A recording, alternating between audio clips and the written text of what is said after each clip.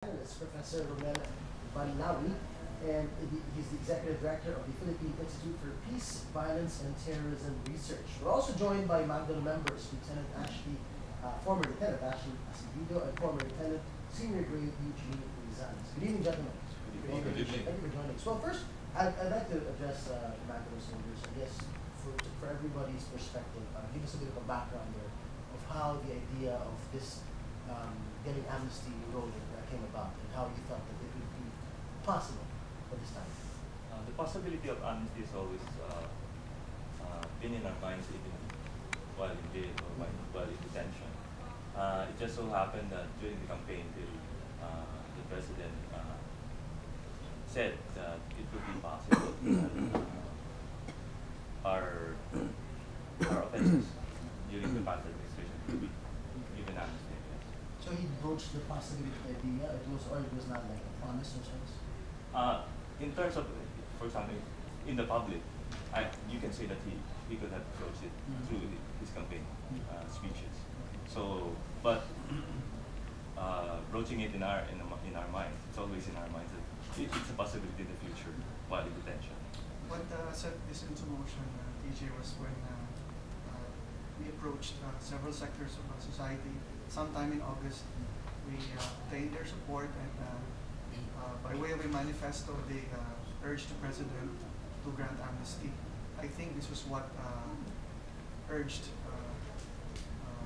both houses of Congress separately to consider the amnesty, and which they did, and which we were thankful for, because this paved the way finally for the president to sign the Amnesty Proclamation last Monday, which was announced on Tuesday. Sir, when all this talk was coming out, what were your thoughts already as this was being mentioned by the president and as signed? Well, even before I anticipated this, because if you look at the history of conflict, most of the time it ends with some kind of an amnesty. You can go back 300 years, maybe a millennium, and there's always that aspect of amnesty.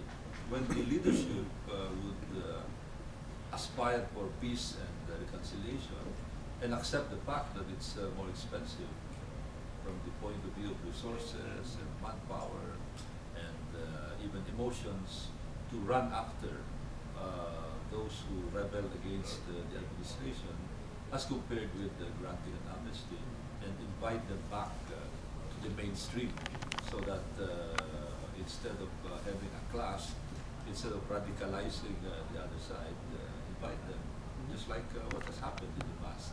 And this has been very successful. So for you, this made perfect sense, that it was about... Oh yeah, yeah. In my case, I would say that if there's anyone who can look at this with objectivity, I think it's me. If I say that it's okay, I was on the other side of the conflict when the Magdalo people were there. I was in fact the crisis manager when we knew that something was brewing, and even when it was happening, I was there in the crisis management team. At the same time, I can relate with the group. Most of them came from the Navy, Marines, Navy. I knew a lot of them. I knew the fundamental problem at that time. I could understand it, the problem with the Department of National Defense, because I was very aware also of what was happening with it. So, as I said, this looks like a very logical denouement, conclusion to the conflict of 2003, of 2006, then of 2007. So from your personal point of view, you understood what their methods were and what they were fighting for, and that would not lead to their conviction, or should not lead to the conviction. Well, not exactly the methods. Yeah, not the method. On that score, there will be some differences. Again, if you look at my own personal history. But as to how the state should proceed, I can understand that. When this was broached to me, some of their colleagues approached me. I said, yeah, I'm for that. Except at that time, I said, if you look at the Constitution, the first move will have to be coming from the President, because he has to be the one to proclaim an amnesty, and Congress will be concurring. But of course, in the Senate, they came out with their own resolution, before the actual presidential proclamation came out. Right. But in my case, my feeling was we should not beat the gun on the president. Maybe there should be some back channeling, some discussions. But I guess the president went ahead with this. Now, if the ball is in our hands, we have to decide whether we should concur or not. My personal opinion, we should concur. But of course, I cannot second guess the other members of the House. We'll get to that in a bit about the technicalities of the House. But I want to bring in Mr. Malawi. You already talked about history a bit, and when you talk about precedents of an amnesty being given to youth soldiers, the first thing that comes to mind is most people in 1992. Now, how would you compare that and this one? And given how that progressed and successful, how do you see this turning out for the Magdalo soldiers?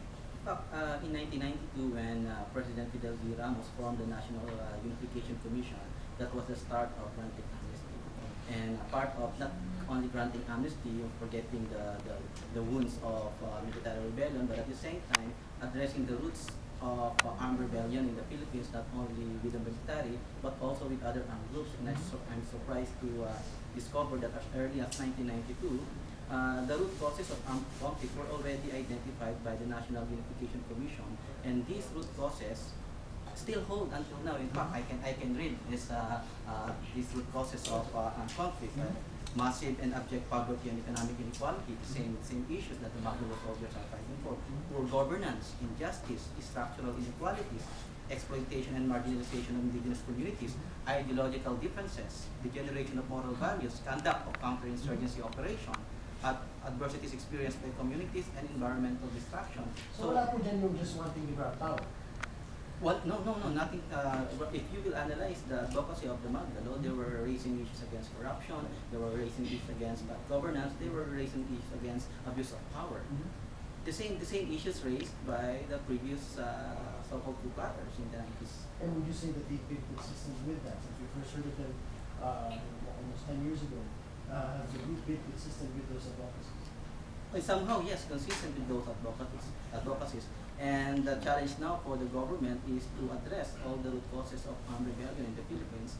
And in fact, one of the core pillars of the present government right now is to really pursue the program of good governance. Right. It's interesting that you mentioned that if you bring up the reasons why this has happened repeatedly in history. Because now the critics are saying the possibility that if this is granted, it may invite more military interventionism